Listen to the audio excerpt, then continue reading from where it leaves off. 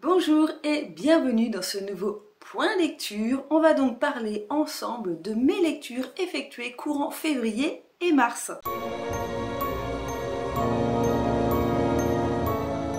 Petit aparté pour cette œuvre, je ne vais pas spécialement vous en parler, je l'ai lu courant janvier et février. Mais je vous en ai beaucoup trop parlé pendant mes vlogs, donc je pense que je peux vous épargner. Bon, surtout qu'il n'y a pas d'histoire, hein, c'est vraiment un dictionnaire des différents poisons, donc voilà, si ça vous intéresse, allez voir les vlogs. Et pour le mois de février, dans le cadre du challenge Vox Literaria, la tête dans les étoiles, j'ai donc lu La part des ténèbres de Stephen King. Dans ce roman, on est avec un écrivain qui a l'habitude de d'écrire en fait sous un pseudonyme parce qu'il n'assume pas en quelque sorte ce qu'il écrit, ou en tout cas il est vachement plus libre quand il écrit sous un pseudonyme. Un jour il a envie d'arrêter d'écrire sous ce pseudonyme et il fait donc un faux enterrement histoire de vraiment enterrer cet écrivain fictif, ce personnage. Et là, toute l'histoire va commencer car ce personnage, son double en quelque sorte, va se rebeller et va donc le forcer à continuer à écrire des livres sous son pseudonyme. Voilà en gros le speech de ce bouquin. Alors, les 3/4 du bouquin se sont très bien passés, lecture hyper passionnante, voilà, on se demande vraiment jusqu'où ça va aller, cette espèce de poursuite de personnages. Il y a une histoire de meurtre en même temps, et donc on va essayer de découvrir qui c'est. Voilà, ça se déroule assez facilement, il y a du suspense, on a envie vraiment de savoir ce qui se passe dans ce livre.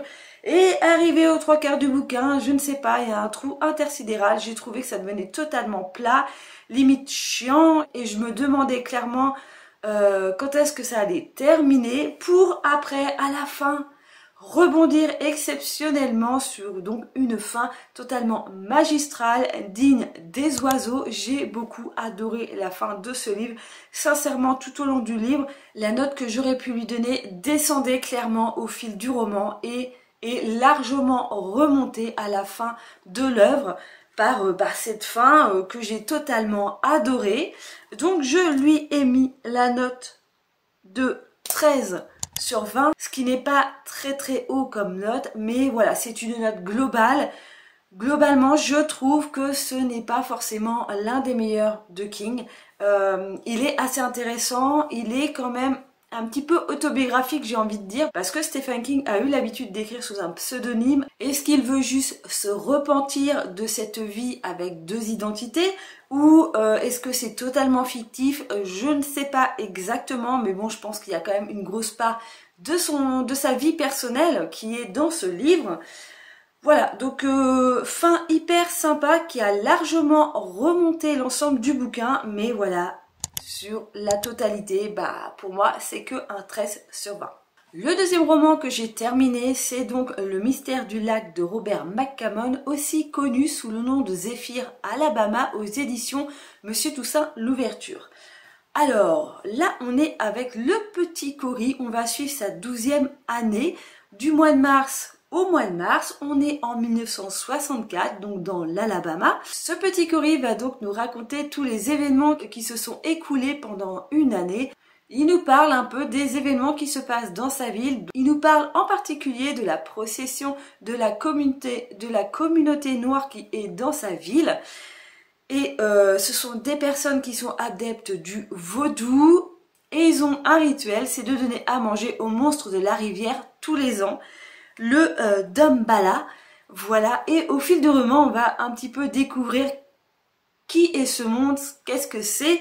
Cory va donc avoir de multiples événements, il va avoir une météorite qui va tomber près de chez lui, on va se retrouver avec, il va nous raconter son attaque de guêpe dans une église, tout le monde se fait piquer, c'est le gros bordel, c'était trop marrant. Il perd son vélo, c'est un événement qui l'a beaucoup marqué.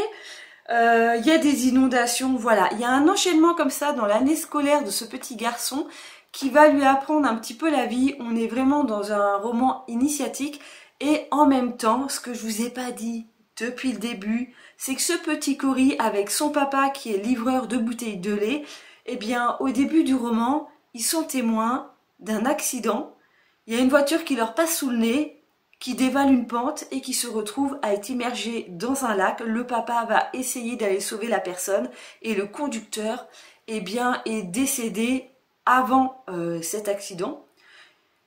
Et ce petit événement va être le fil rouge de tout ce roman pendant toute cette année scolaire où on va donc suivre les événements de cet enfant, des nouveaux amis, le baseball, voilà, tout ce que je vous ai déjà raconté.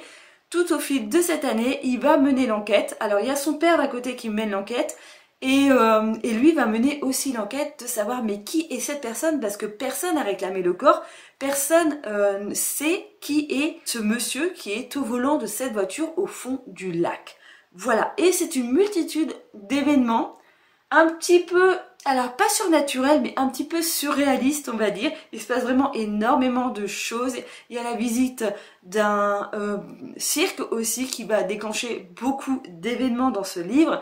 Voilà, on a vraiment un enchaînement de faits qui fait que Cory va passer de petit garçon à, on va dire là, à 12 ans, on va dire préadolescent, à réellement adolescent à la fin de ce livre. Et on est vraiment sur oui, un roman initiatique, vraiment sur une tranche de vie. C'était hyper sympathique à lire, j'ai beaucoup aimé cette enquête, même si, comme je vous dis, c'est le fil rouge qu'il y a tout au long du bouquin, mais tout se déclenche, tout s'enchaîne un petit peu rapidement à la fin du livre pour savoir exactement qu'est-ce qui s'est passé avec cette voiture.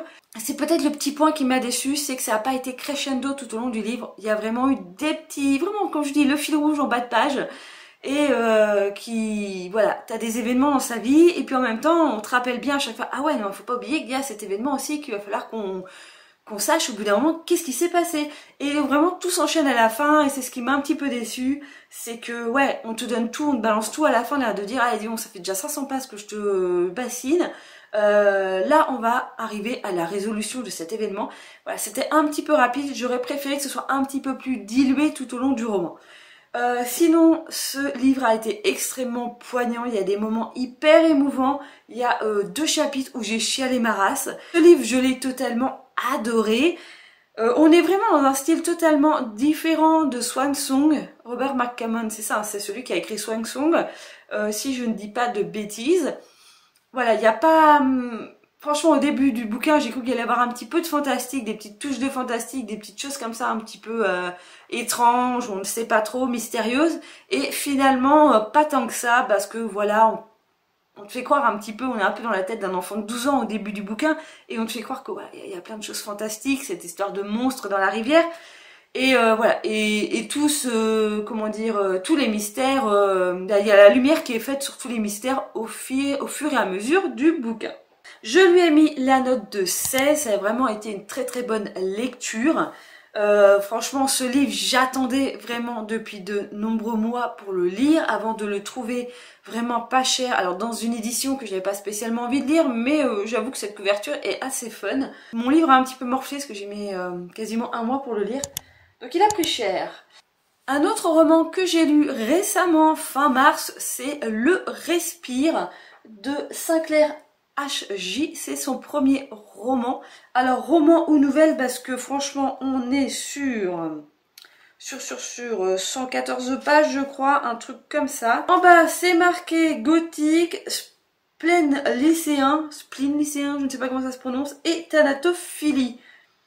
Alors dans ce roman on est avec Pierre qui est muet.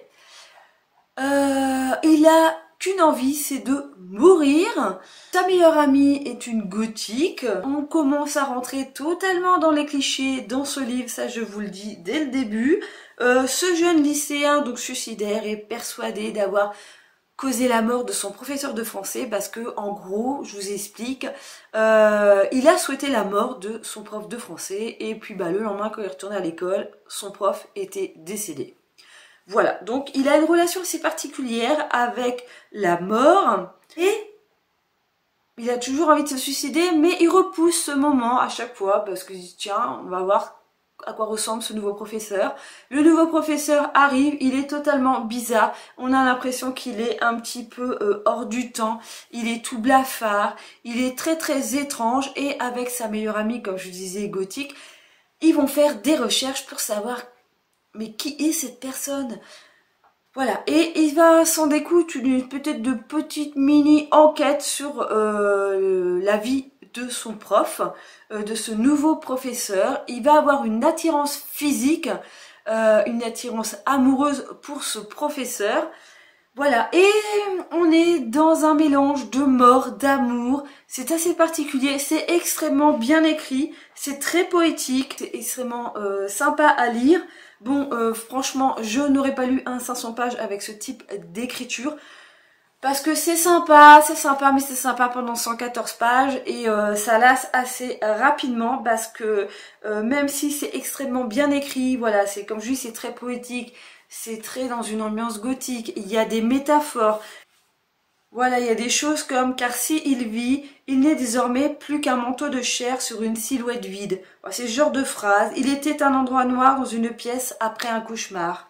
Jusque dans ses yeux où dansent dorénavant les comètes de l'infinie tristesse. » Voilà, c'est ce type de phrase. C'est très beau, c'est très sympa à lire. Mais comme je vous dis, ça vient vite cucu, gnangnan. Et au fil du roman, j'ai trouvé que c'était extrêmement caricatural. Voilà, ils passent leurs après-midi au Père-Lachaise. Le titre, Le Respire, en fait, c'est le titre d'une œuvre qu'aurait écrit leur nouveau professeur. Ils ne savent pas trop, mais voilà. La personne qui a écrit Le Respire porte exactement le même nom et prénom, mais ils ne savent pas si c'est lui ou si c'est son père, son arrière-grand-père ou voilà ou autre qui aurait écrit cette œuvre, parce qu'au niveau des dates, et ben voilà, on a l'impression d'avoir un vampire en guise de professeur. Mais j'ai trouvé, voilà, qu'on était vraiment dans les clichés du gothique qui se balade au Père-Lachaise, qui passe des heures à se languir sur les tombes, qui rencontre un autre groupe de gothiques, mais eux ils ont besoin de faire une initiation pour qu'ils rentrent dans le groupe avec un peu des rituels satanistes. Voilà, toute une ambiance comme ça qui m'a totalement déplu. Ouais, j'ai vraiment trouvé qu'on était dans le cliché du gothique parisien de base, et c'est un truc qui me saoule, même si j'adore le Père-Lachaise, mais ce roman aurait été situé ailleurs, parce que là on part du Père-Lachaise, on passe aux catacombes, on a vraiment tous les clichés du gothique parisien. À aucun moment on parle de musique dans ce livre, on est vraiment sur ouais, le gothique romantique, voilà. Voilà, je lui ai mis la note de 12 seulement pour l'écriture, parce que c'est très beau, c'est très poétique. Il y a vraiment des très belles phrases à relever dans cette œuvre, mais clairement ça m'a pas emballé plus que ça. Et c'est bien dommage. Et bien voilà, c'était les différentes œuvres que j'ai lues récemment. On se retrouve bientôt pour une prochaine vidéo. J'espère que celle-ci vous a plu. Si c'est le cas, n'hésitez pas à mettre les petits pouces en l'air comme d'habitude, à laisser un petit commentaire, même si c'est seulement un petit emoji. Ça permet de faire remonter un petit peu la vidéo. Et sinon, moi, comme d'habitude, je vous fais plein de gros bisous et je vous dis à une prochaine vidéo.